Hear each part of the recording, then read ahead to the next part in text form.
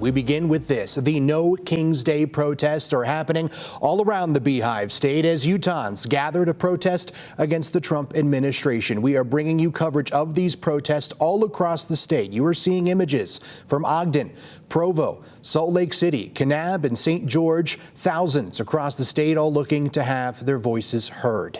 We begin in Ogden in Salt Lake City, where demonstrators say they are using these protests to oppose what they believe is President Donald Trump's power grab. Our Kate Gardner was there and gives us a look.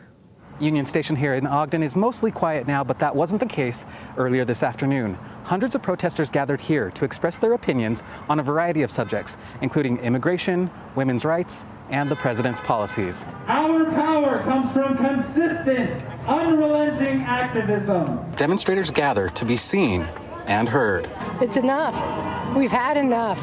There are people who are being hurt. We're giving money to millionaires and billionaires.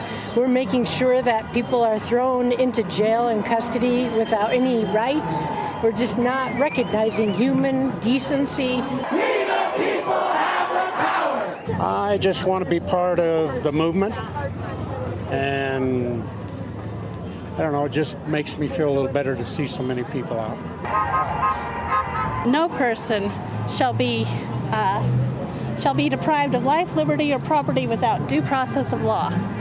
And what's happening now, it doesn't say citizens, it says no person. And so they're losing their rights. From Ogden down to Salt Lake City,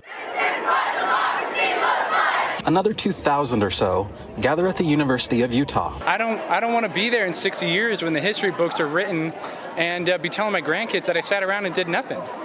Can I do a whole lot of change by myself? No, but I can show up, and I can be proud of the fact that I stood up and said something. We all love our country.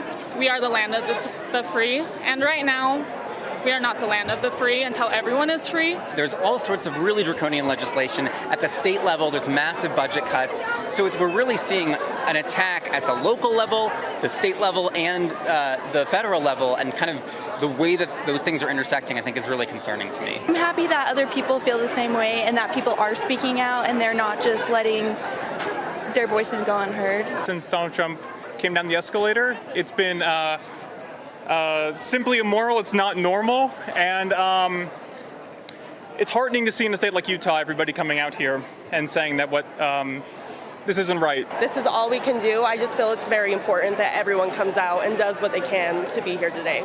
I spent a good part of the day walking through the crowds looking for counter-protesters to be able to get their perspective, but as far as I could tell, none showed up. Reporting from Ogden, Kate Garner, ABC4 News.